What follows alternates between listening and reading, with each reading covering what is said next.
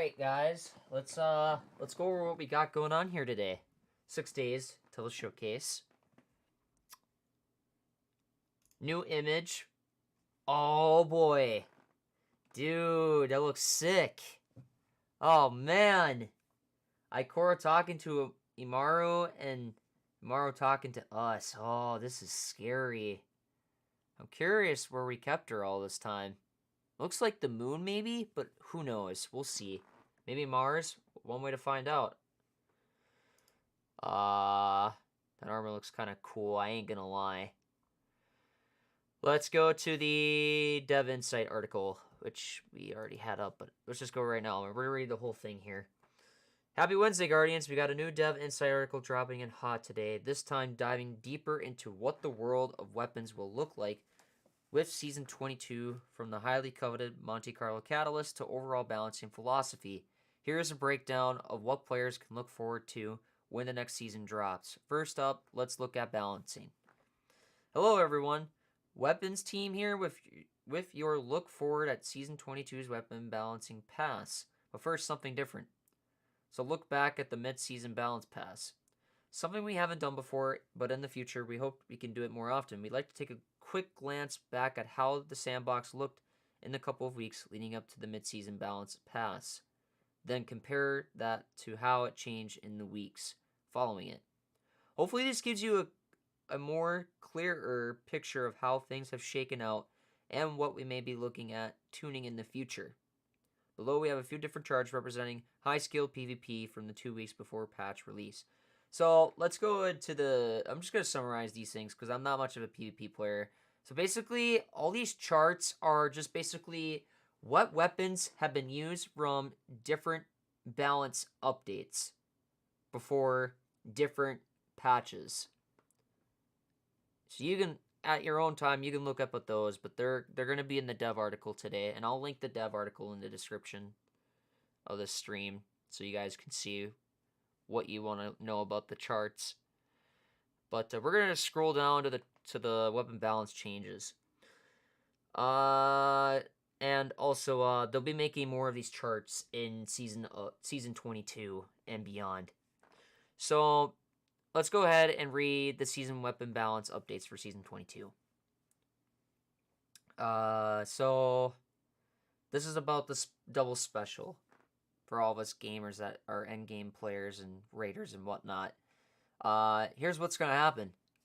A while back, when we made the swap to infinite primary ammo, it intentionally generated a bug that caused running double special weapons to drop heavy ammo at an increased rate.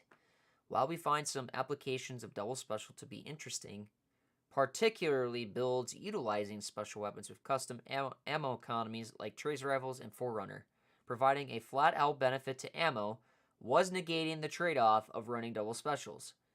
PvE kills with 2 special weapons equipped now generate heavy ammo at the same rate as 2 primaries or 1 primary, 1 special. Ouch. I'm gonna go in game and test that after that so we can kind of see how bad the drop rates are for anything. So we're just gonna, when I go in game today, we're gonna go and check what it's like to get ammo if you're running primary and just special with a heavy, like normal routes. So we're gonna find that out today. More about damage fall off. It's just about what they're changing for all weapon archetypes, such as so just zoom, rangefinder zoom, ADS, damage fall off, scalar. It's all just mainly a bunch of stuff for PvP, and there's some stuff with PvE, but you know, again, more than less, it's just more than what they're doing with some perks and values and zooms and whatnot, but that doesn't really matter to me because I don't play PvP. But let's move on. Weapon archetypes. I want to go to these. That's all I want to read about to you guys today. Hand cannons. We're here to complete the hand cannons field underpower in PvE. That is 100% true from us elite game players. So here we go. Let's sum this up a little bit. Warden's Law, the reprise the reprised Nightfall exclusive from Warden of Nothing Strike.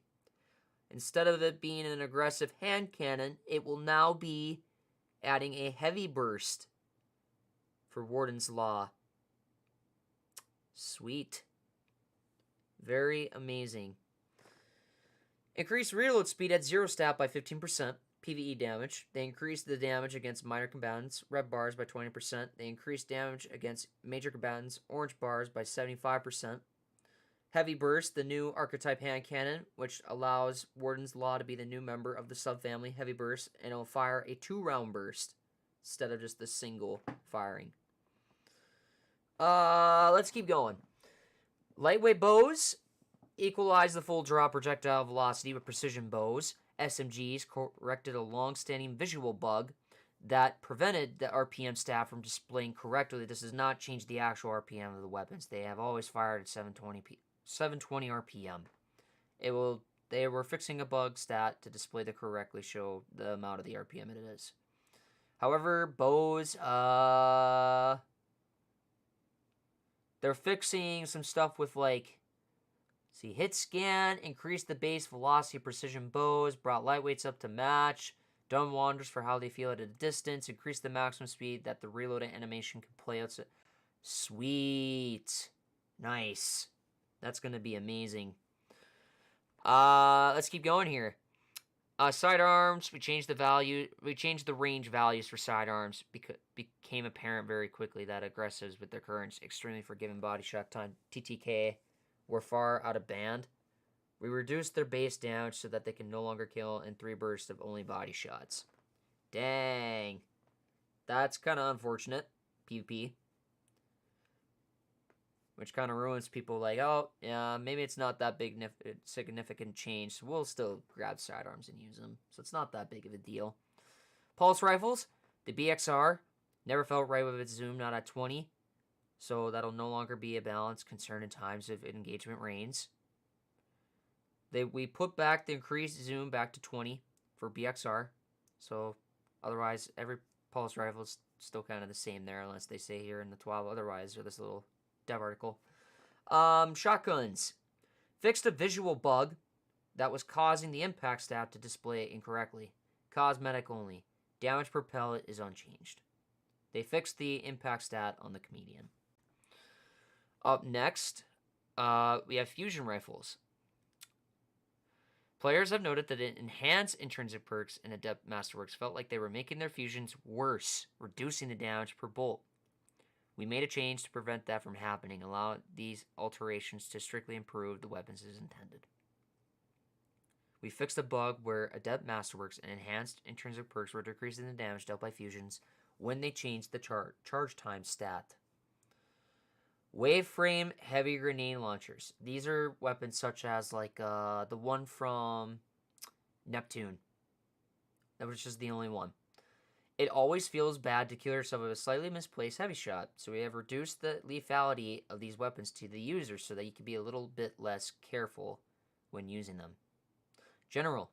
The size and damage of the self-damage AoE is now reduced. This should make it easier to fire without blowing yourself to bits. Just basically summing it up right there. I apologize for not talking. My brain is just scrambled right now and just filled with excitement for the showcase next week, which is in 6 days, and the day 1 raid. So if I can't speak as well as you want me to, I do apologize for my end. I am doing my very best that I can to my ability here. So, swords at present. Swords don't hold much value to players because although they excel in ease of use and are ammo-rich, they require users to put themselves directly in harm's way. Sword Guard can mitigate this, but the guard's duration is difficult to predict with incoming fire and disables the sword's primary means of offensive. Full charge heavy attack, the guard also mitigates a very small amount of damage when compared with other existing defensive option, the glaive. Furthermore, while numerous sword guard related perks are already in place within the game, they don't see much play. We decided to undertake a rework with the aim to increase the viability of blocking to advance on enemies, increase the value of sword guard related perks, as well as allow guardians to use their fully charged heavy attacks more often. Our intent is that swords now occupy a niche where they provide both better staying power and survival. So, let's get a little summary here.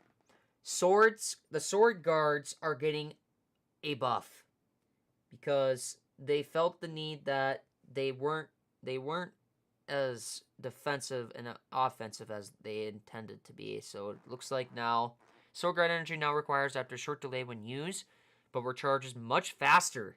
Dude, Lament builds are going to be crazy. Think about it. Hear me out. Lament's charge time. That's going to be crazy. That's if that does apply to Lament, Lament is going to be a king again for recharge, for the blocking recharge combo, because that is nuts. That would be insane. See, the delay before recharge and the recharge rate are both governed by the guard charge rate. This delay between 2. Oh, maybe I read that wrong. Ignore me. We massively increase the rate energy returns after the... Oh, yeah. Full power heavy attacks can now be used with any non-zero amount of sword... What? Wait, oh, it says right here. The Lament sword has been special case, so its charge rate and delay are unaffected. Never mind. Okay. Doesn't matter. That's probably going to be for other swords. Oh. Oh, boy. Ladies and gentlemen, they did it. Monte Carlo Catalyst is here, and we get to see footage of it. Early access from Bungie themselves to the whole community. Oh, here we go. Let's see. Let me pause so you guys can see this in the better quality. Yeah, here we go. Okay. You get a melee kill, get Markov chained up to 5, bayonet blocked. What does it... Wait. Slow down. Recap. What did that just do? So... Throw your throw your melee.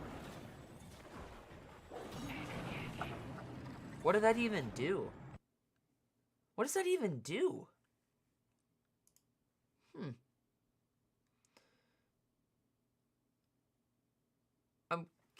That's their... They said that was their most complex catalyst they've ever created. Wow. Bro. Good job, Bungie. Oh, we got some exotic fixes too. We're gonna have to see that as well. Let's go ahead and go to that right now. Oh boy, I'm scared. They said something about my favorite guns. Okay, Quicksilver Storm. Players have been reporting that it felt like the ammo was not being loaded into Quicksilver Storm at the correct time. Investigated, discovered a misalignment with the animation and ammo loading that has been corrected. Fixed an issue where ammo was loading into Quicksilver Storm slightly too late. Yes, it was slightly too late. Deadman's Tail fixed the displayed impact stat. Cosmetic only. Damage per bullet is unchanged. Okay. Two-tailed Fox reworked the catalyst. Third tail, the performance of this weapon is just a little bit off, so we have changed it to fire the third rocket following the second rocket instead of the... Huh. Now fires a 3-shot burst with the catalyst instead of firing 3 rockets in a 2-shot burst. Is that going to change the damage? That might change the damage. Maybe. See. Virgil's Curve. We fixed an issue where Whisper Fishers gets the kill. It does not count for Hail Barrage. Also buffed the weapon's performance in PvP when using Hail Barrage. Fisher's detonations now generate Hail Barrage stacks. The stasis crystals was created by this weapon. Shiver Quiver now activates when slowing enemies. We increase the slow stacks from 40 to 60 when hitting players directly with Hail Barrage arrows. This allows for a freeze if 2 Hail Barrage arrows hit the same player. Lee Monarch. Lemon has been a thorn in the side of many high PvP players. Massive chunk damage hit hard, and the long damage over time duration kept you out of the fight what felt like an eternity. We had decided to address both facets and problem at the same time by shifting Lemon to use the same damage profile as a lightweight bow. Deals 85 damage on impact, 136 to the head against players. We've also reduced the DOT from 3 seconds to 1.75, which makes you feel significantly less painful to be hit. Nice! The DOT deals the same total damage as before against players divided into 6 ticks instead of 8. But we increase the DOT damage in PvE by 50%. Okay, I'm good with that. PvE, this should result in a slight DPS increase with the reduced... Oh my. Wow. Reduce the draw time from 684 to 612. Wow. Oh no. Oh no. Vex Mythoclast, what are they doing to you in PvP? No. Vex Mythoclast has been very strong in PvP for some time. Have secretly benefit from a number of buffs to autos that increase its usability. Autos are getting another bump to range in Season 22. Vex has been pushed up notch too far in the playtest. Reduce the RPM from 390 to 360 to match other autos in the subfamily. At the same time, we wanted to make sure this was not a DPS decrease in PvE, so we had increased its What? Bro, what? Okay, for PvE changes, I like the PvE changes, but PvP, that's kind of sad. But, yeah, increased, okay, RPM reduced from 390 to 360 to match other high-impact autos. Ooh. I wonder how high-impact autos are going to be in PvP next season. Increased damage against minor combatants, red bars, and major combatants, orange bars by 25%. Tommy's match book. The previous setup was working as expected, so now the new behavior gives the same end result, but front loads more scorch onto the base behavior. It was previously 14 plus 7 with average ashes. Now it's 15 plus 5. Wait. Oh my god. Guys! Holy bells! Okay! This is it. The moment we've all been waiting for. This is it. Okay, Touch of Malice is a strong weapon, but the usability of the gun was just too low in any content where it mattered. This was due in a large part to how easy it was to intentionally kill yourself. Just look at me. When we brought back Touch of Malice, we increased the amount of self-damage the final round dealt to the user because there are far more ways to self-heal in D2 than they were in the gun originally appears in D1. But we believe we may have gone too far. To make it up to you, the final round now deals... Oh... Guys, the final round for Touch of Malice now deals 20% additional damage in PvE. Additionally, we have reduced the damage it deals to the user and can no longer kill the user. It can no longer kill the user. What? Let's go. Touchy Malice is not can no longer kill the user. Nope, it cannot. Ding, ding, ding, ding, ding, ding, ding, ding. Bro, that was its whole purpose. Let's go. The king is about to become the unkillable. Alright. Let's read more.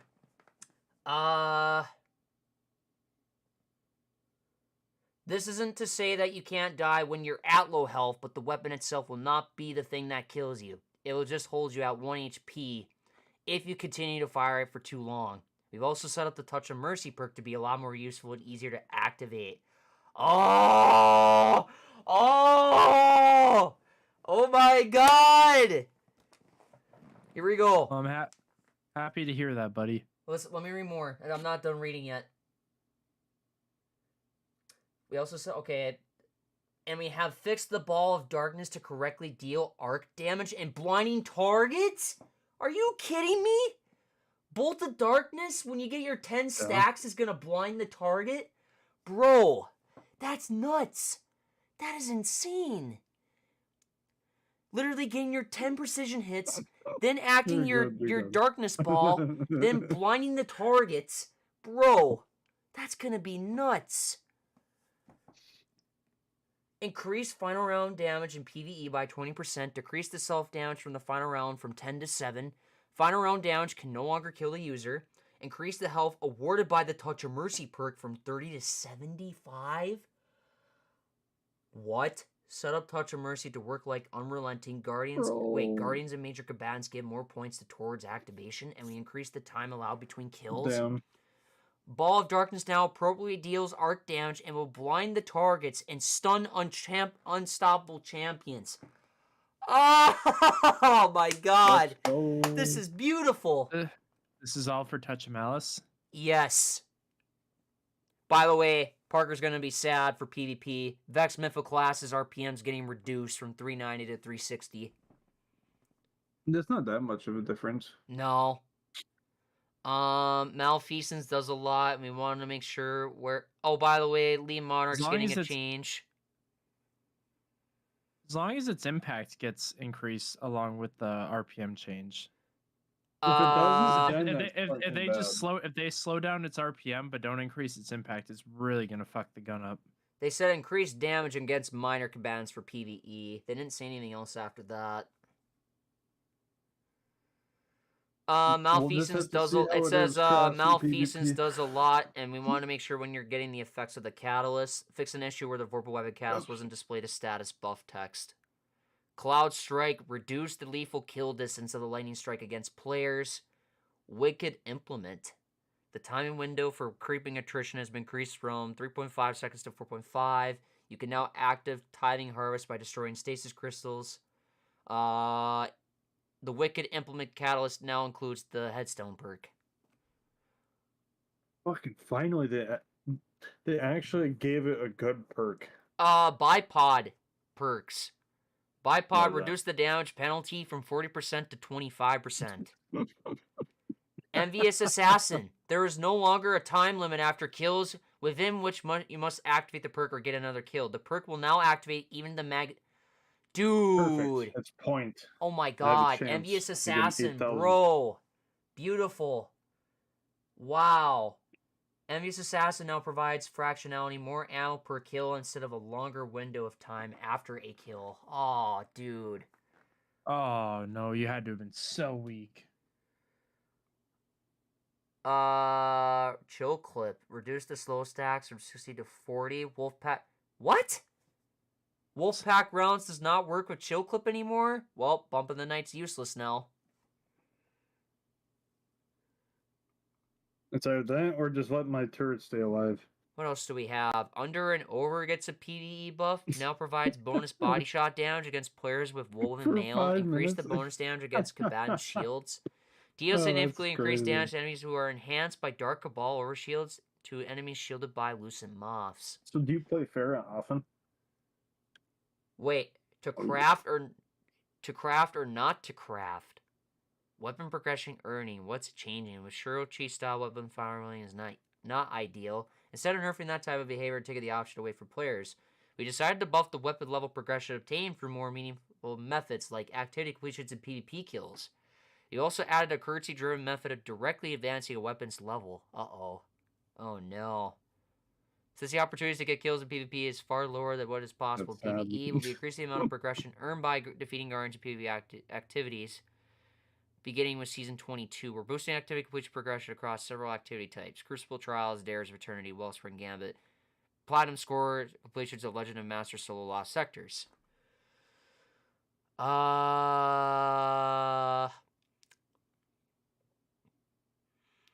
This issue has been prone to Yeah, talking I'm point at, with like, crafting for a 1200. while because the way weapon level progression functions, due to necessary to store weapon levels and progress on Sorry, each Jane. individual weapon, the weapon leveling system could not be set up in a similar fashion to how the season pass level It works, does.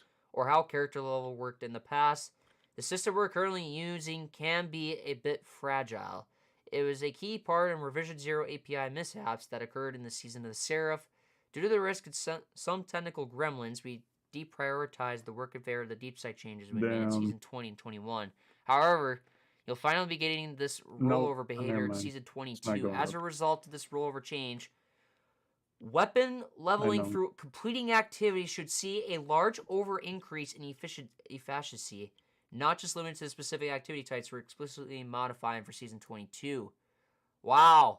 So any activity you guys play, such as Gambit, Crucible, Trials, all of that, weapon levels are going to be going a lot faster than other activities like Shirochi and whatnot. Not bad. Crafted and enhanced weapons will both receive a new mod slot in their weapon details where you can spend Glimmer enhancement cores to boost the level of the weapon. What? What? You can just spend materials and get the levels instantly? No, I don't like that. That's how it worked in D1. Oh, did it? The motes of light, and then you had to spend like weapon parts and all that to get all the perks for your gun. Oh yeah, but they took away weapon parts though. It's just glimmer enhancement cores. I'm talking D1. Oh, D1, yeah. D1's was good. So you can just spend some planetary mats. I mean, planetary mats are pointless right now. Yeah. Wait, Right. to level up the gun? You need enhancement cores and glimmer in order to level up guns if you want to just buy the levels for the weapons. Bro, that's good, bro. That means I don't have to fucking spam levels. But I could be reading that. I could be reading that wrong, so don't quote on me on that. Damn. 4th place. Another change we're making is that resonant harmonic alloys will be deprecated as a required material and no longer be obtained during. Wait, what? Resonant harmonic alloys? Wait, what? Wait, resonant harmonic will be deprecated. Oh, they'll be deprecated. Okay. Or are you still doing what you're doing? Doing a match. Hey, they're getting rid of resonant harmonic alloys for crafting weapons, so that you could take those will get deprecated, so you can dismantle those. The only thing you'll need to craft weapons is glimmer and Damn. whatnot. Neomuna Damn. Kobe. Neomuna weapon pattern acquisition. Ready? Yep. It says here the season 22 will make its additional changes to help tackle the scarcity problem for Neptune weapons. Neomuna Weekly Pinnacle Story Mission Score Challenge will provide guaranteed Neomuna weapon pattern progress the first time it is completed each week. So if you do not have whatchamacallit each week, now's the time to farm that each week on 3 characters. The Neomuna Vendor Engram upgrade will increase the drop chance of Deep Sight Neomuna weapons. This is retroactive if you have already claimed the vendor upgrade. The Throne World Vendor Engram upgrade will also receive the same behavior for Throne World Deep Sight weapons, and gain this will be retroactive. What? What's up, Kobe? Oh, I'm just listening to me? Okay. Season 22 will also include a bug fix in the underlying Deep Sight drop system that manifests from the major overhaul we did for Lightfall. This bug could decrease the Deep Sight drop rate as you neared the completion of a pattern set. Although this Deep Sight, yes, I saw that happening with Last Wish weapons. They need to do that for all of that. I swear, man.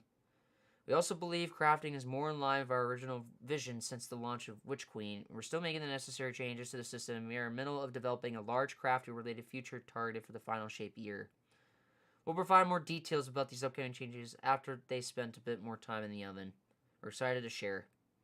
That's a wrap on our latest Developer Insights entry.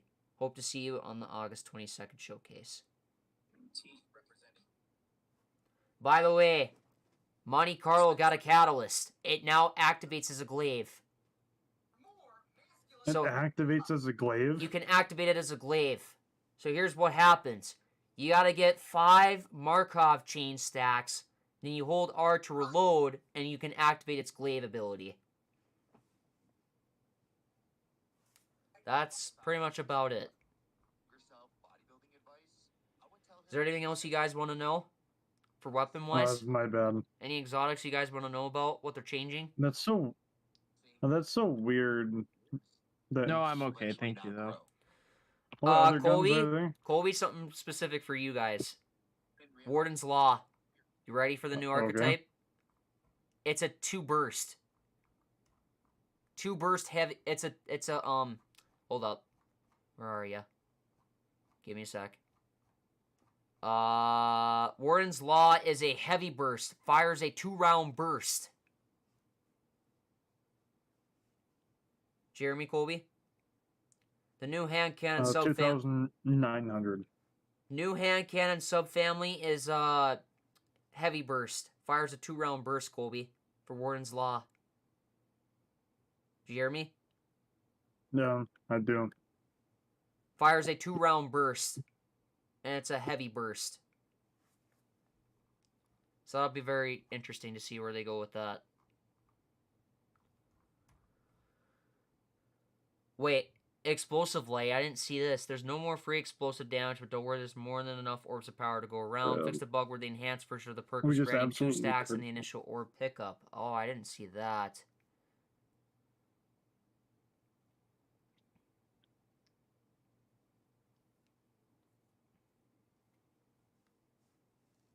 Let's go. Nice. I kind of wish you had Overwatch, Grouse. Tommy's matchbook. Lean Yeah, Monarch I gets don't a know. I've PvE just been buff. having fun with Apex and Yeah. COD and Halo and Okay, 1 second. Chat, that's the weapons article. If you guys want to see more like these, please give me a follow, give me a like. Don't forget to subscribe. Don't forget to leave a sub on Twitch, whatever you guys want to do. But I'm heading out. Peace out, everyone.